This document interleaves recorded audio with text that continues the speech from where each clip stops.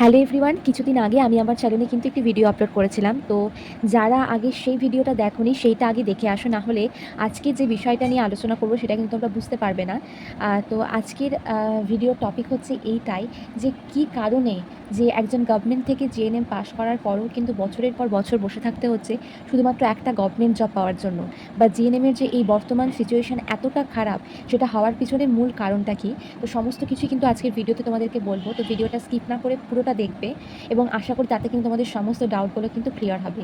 তো তোমরা জানো যে প্রতি বছর কিন্তু সরকারের তরফ থেকে মোটামুটি ২,৫০০ স্টুডেন্ট কিন্তু জিএনএমের জন্য নেওয়া হয়। মানে প্রতিটা ইয়ারে কিন্তু শুধুমাত্র গভর্নমেন্ট থেকে ২,৫০০ জিএনএম ক্যান্ডিডেট কিন্তু প্রতি ইয়ারে বেরোচ্ছে। যদি বিষয়টা শুধু গভর্নমেন্টেই থাকতো যে শুধুমাত্র গভর্নমেন্ট ট্রেনিংই হচ্ছে এএনএমের মতো, তাহলে কিন্তু আজ হয়তো জিএনএমের এই পরিস্থিতি এতটা খারাপ হতো না।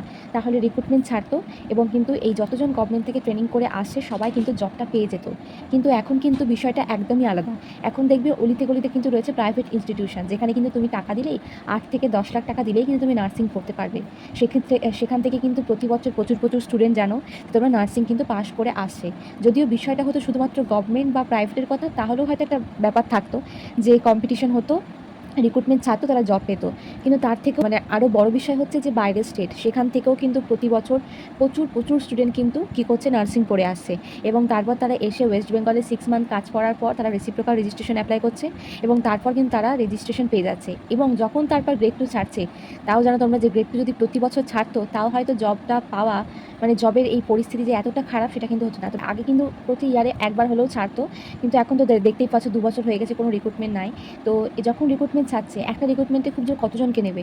একটা রিক্রুটমেন্টে খুব জোর ৫ থেকে ৬,০০০ ভ্যাকেন্সি ছাড়ছে। তো শুধুমাত্র গভর্নমেন্টেরই ২,৫০০ স্টুডেন্ট, তারপরে প্রাইভেটের মোটামুটি কত স্টুডেন্ট তোমরা বুঝতেই পারছো। তারপরে হচ্ছে আউটসাইড বোর্ডের এতগুলো স্টুডেন্ট। তো একটা রিক্রুটমেন্টে কতজনকে জব দিবে? মানে বুঝতে পারছো যে একবার রিক্রুটমেন্ট যদিও বা ছাড়ে, তারপরেও কিন্তু কতগুলো স্টুডেন্টকে বসে থাকতে হবে গভর্নমেন্ট জবটা পাওয়ার জন্য। তো বর্তমান পরিস্থিতি কিন্তু এইটাই। এবং এই যে গভর্নমেন্ট থেকে পাশ করে আসার পরেও বছরের পর বছর বসে থাকতে হচ্ছে কিন্তু শুধুমাত্র এই কারণেই। যদি এএনএমের মতো হতো যে যতগুলো সাব সেন্টারে যতগুলো ফার্স্ট এএনএম লাগবে সেইভাবে কিন্তু ভ্যাকেন্সি বার করা হতো এবং এরকম হয়তো সিট ম্যাট্রিক্স বার করা হতো যে আমাদের ৫০০ জন ক্যান্ডিডেট লাগবে, তো ৫০০ জনকে কিন্তু এক্সাম দিয়ে নেওয়া হতো। তো তারপরে তারা যখন ২ বছর ট্রেনিং করতো, ওই ৫০০ জনকে কিন্তু চাকরিটা দেওয়া হতো। কিন্তু জিএনএমে তো এরকম কিছু হয় না যে আমাদের হসপিটালে এতগুলো স্টাফ লাগবে বলে আমি এতজনকেই নেব, তারপরে আফটার 3 ইয়ার্স আমি তাদের এতজনকেই আমি জব দেবো। যদি বিষয়টা এরকম হতো তাহলে হয়তো পরিস্থিতি আজকে এতটা খারাপ হয়ে দাঁড়াতো না।